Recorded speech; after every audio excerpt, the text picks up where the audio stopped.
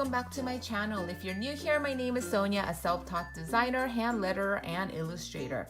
In today's video, I want to show you 3 simple ways you could use a halftone pattern and texture into your artwork so that your artwork stands out. If this is something that interests you, keep on watching.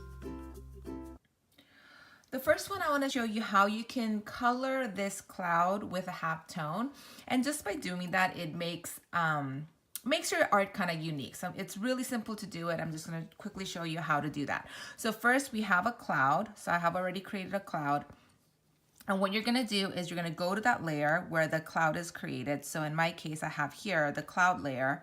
And then all you're going to do is create a separate layer on top. So I'm going to click on this plus button right there. It's going to create a separate layer.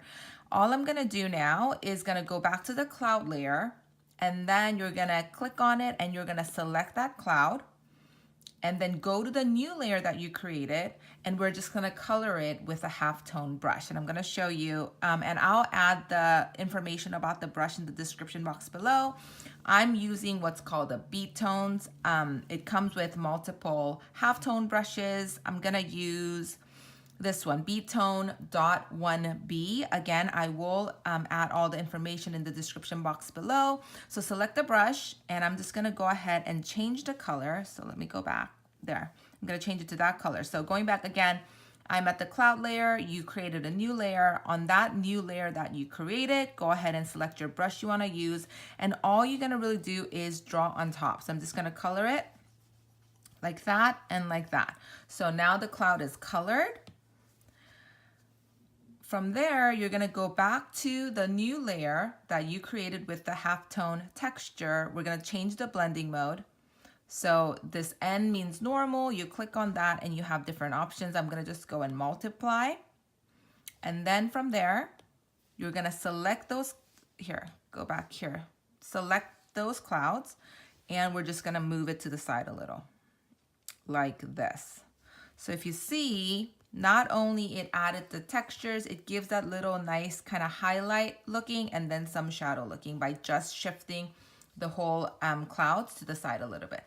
So there you go. That's one way to using a halftone. And as you can see, having the texture and not having the texture it's a simple kind of thing, but it makes a difference.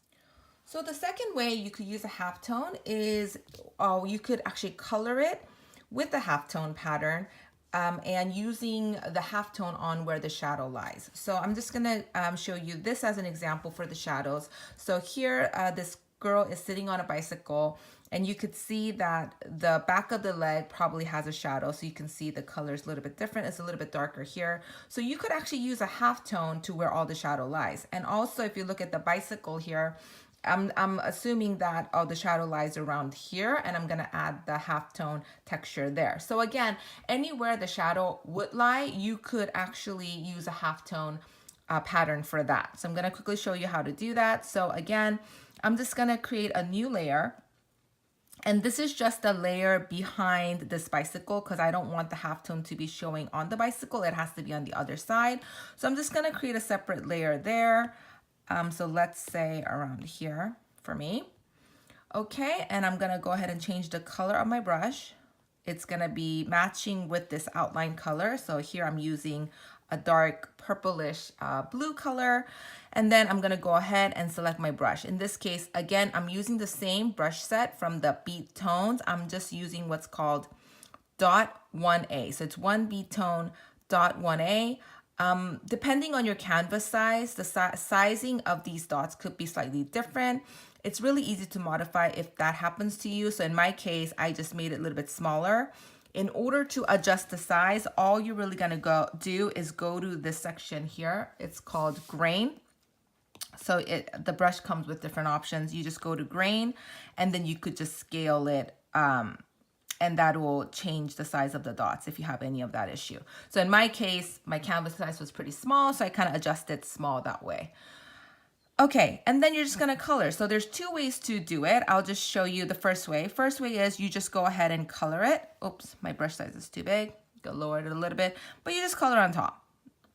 The only thing that you have to be careful when you're coloring is make sure you don't lift up your pen. Otherwise, you're gonna like draw it and then you draw it again. You could see that the halftone is not perfect. It overlaps. So make sure you don't lift up your pen when you're coloring. But you could just go ahead and color it like this. Same thing here. If let's say, for example, I'm just drawing a shadow using a halftone, you just want to make sure you don't lift up your pen and just color it this way. And you could create that halftone shadow, which again, very simple, but it makes your art pop. I want to show you another way that I like to use when doing this. So I'm going to just do it over here. So in this case, I'm going to both apply the halftone into shadow, but also maybe I'll just color in some of the areas as well. So again, yes, you can go ahead and, I'm just going to create another layer. Let's say I'm just going to create a layer right underneath the outline. So somewhere in between the color layer and then the outline layer. So it's going to be right below the outline layer. And you could, again, as I showed you, just color in the areas here or wherever the shadow lies. But the problem with this is sometimes it's not as accurate. So I have to go back and erase it, which I don't want to do. I mean, it's not a big deal, but it could be a lot of work.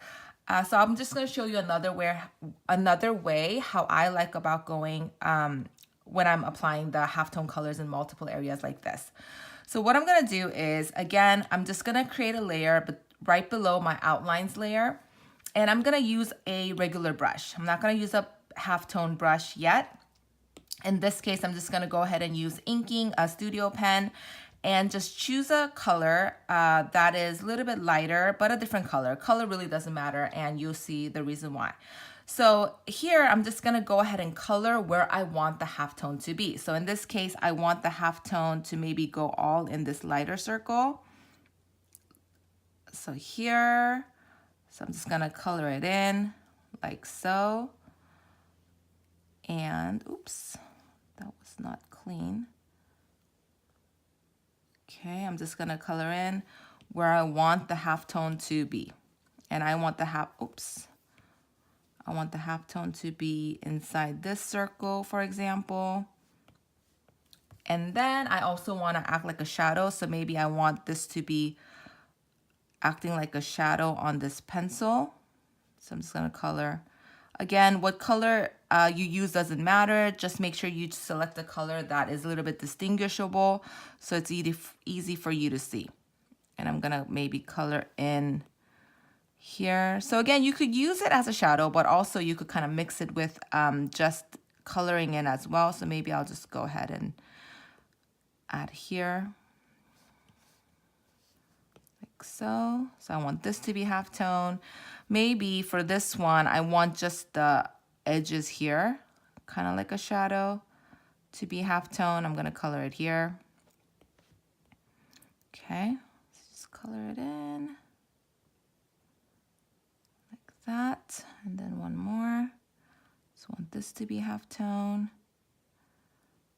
And you get the idea. You could go ahead. This one, I just want it to be a shadow. So I want it maybe here and then a little bit of here. So again, just decide anywhere you want the shadow to be or you want the halftone to be, you're just gonna go ahead and color it. So go back to that layer. So this is the layer that I colored. I'm gonna create a separate layer on top of this layer. So I'm just gonna do a plus button. So there's a new layer here and I'm gonna go back to the layer. So this is the layer where I created this color. Click on it and we're gonna select. And then I'm gonna go to this new layer that you created, go back to my brush. I'm using this brush. Again, I'm using the B-Tone 1A, same one. And then same idea. Maybe I'll increase the brush size here because I want to just color it in like so. So see what happens. I'm just going to go ahead. Same concept though. You don't want to lift up your brush. Otherwise, it's going to overlap. So in order to have that perfect halftone pattern, you want to make sure you don't lift up your brush and you just color it in like this. Okay. So once you're done, you can see that the halftone pattern is applied to only on those color. So what you're gonna do is you're gonna go back to that color where all the purples were. You can turn it off or you can just completely delete it. And now you could only see the halftone on the ones that you colored.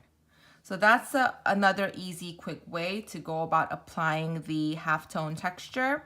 So again, I've shown you how you can directly draw into it as a shadow, or you could actually kind of color it ahead of time and just draw all in once. Either way works.